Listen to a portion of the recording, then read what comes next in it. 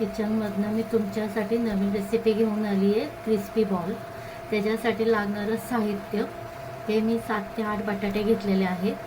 हे आपल्याकडे काही मसाले आहेत ओगॅनो म्हणून, त्याच्यामध्ये मैदा आणि मक्याचं पीठ आहे आणि चिली फ्लेक्स आहे, जे आपण हे एकत्र करणार आहोत. पण आता मीठ सुरुवातीला टाकायचं नाही आहे, त्यांनी पाणी सुटेल म्हणून शेवटी पाणी आपण मीठ टाकायचं आहे.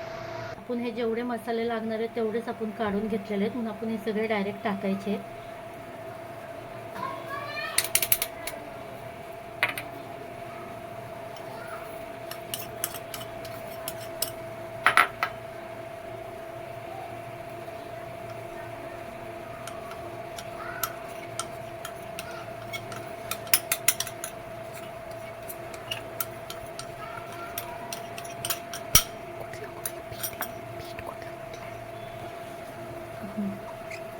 आता हे आपण असे एकत्र करून घेणार आहोत. एकदम हलक्या हाताने करायचे, जोरात नाही, ज्याने हे आपले बटाटे असे लांब लांब आहेत ते तुटणार नाही. एकदम हलक्या हलक्या हाताने करायचे.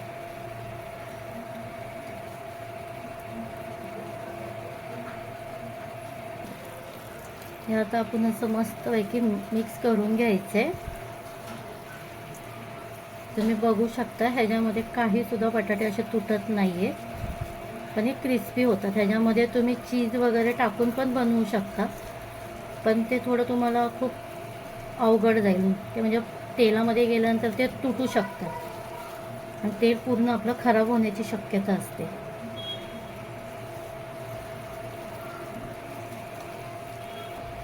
आता तुम्ही बघू शकता आपण हे मळून घेतलेलं आहे. ते आता आपण फक्त 5-10 मिनिटाचं जरा हे झाकून आपण साईड. आपण त्याच्याबरोबर खाण्यासाठी आपण ही चिंचचं घोळ तयार करून घेतलेला आहे. म्हणजे चिंच आणि गूळ हे दोन्ही मिक्स करून चांगला हाताने आपण मळणार आहोत. मग नंतर ते चाळणीत टाकून चांगलं चाळून मग त्याला आपण पुढचं प्रोसेस करायचं आपल्याला. ते मळून नाही. आता तुम्ही बघू शकता हे असं पूर्ण घोळ तयार झालेला आहे. तुम्ही बघू शकता असं चाळणीत चाळून घ्यायचे, ज्याने म्हणून अगर काय कचरा आहे बघा, बघू शकता हे असा काय कचरा असेल तो आपला चाळणी वाटे निघून जातो.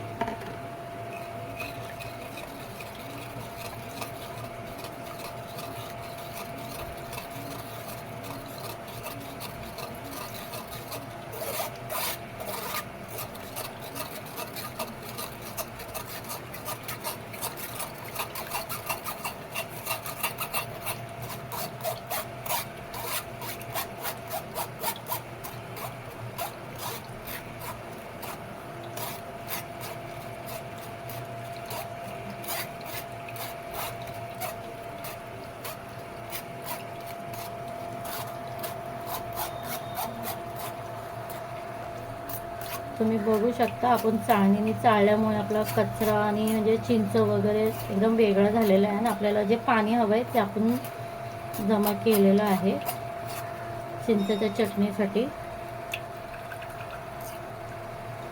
हे असं आपण बारीक चमच्याने दाबून घ्यायचं आहे.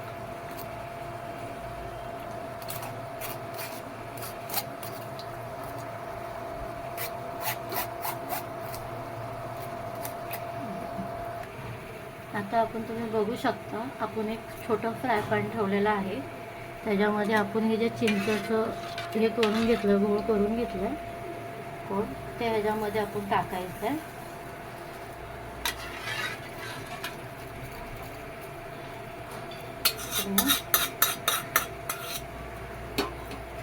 आणि असंच आपल्याला शिजवायचं.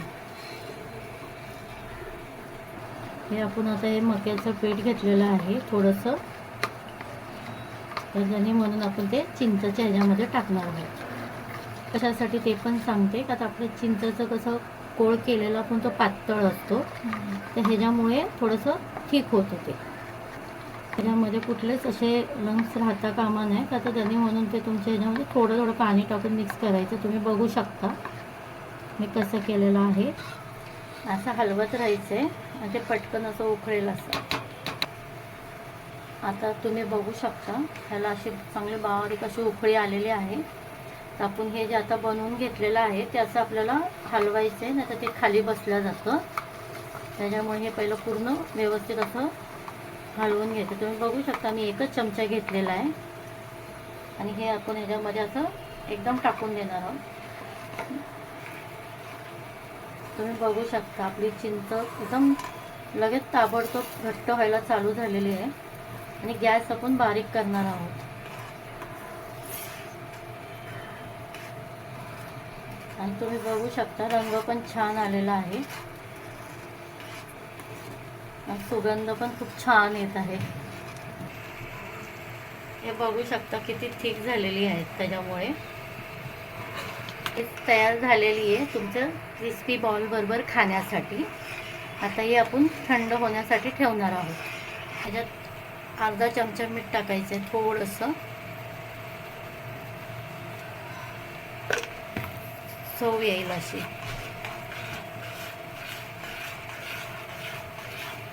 हवं असेल तर तुम्ही लाल तिखटही टाकू शकता, ज्याने याची चव येते चांगली.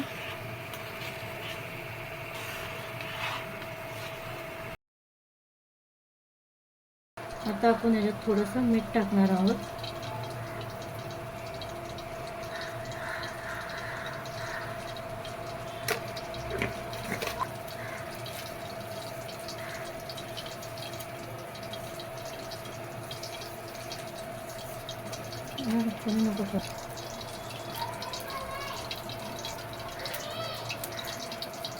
तुम्ही असे बारके बारके असे गोळे करून घ्यायचे, तर ज्याने म्हणून तुम्हाला तळताना जास्त त्रास होणार नाही.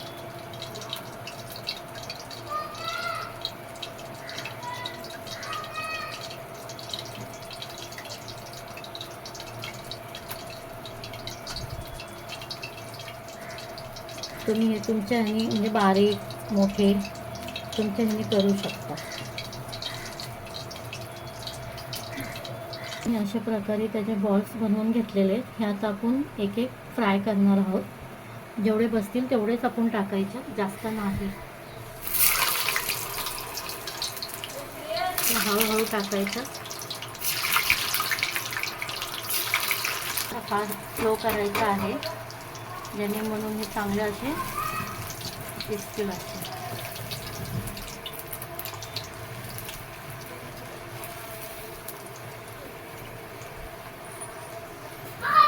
आता तुम्ही बघू शकता ह्याचा कलर असा चेंज झालेला आहे, पण तो आपण असं 5 मिनिट अजून असंच ठेवायचं, तेव्हा तो क्रिस्पी होणार. हे आपले असे बॉल्स तयार झालेले आहेत. म्हटलं तर तुम्हाला एक असं तोडून दाखवते आतमधनं किती क्रिस्पी आहे.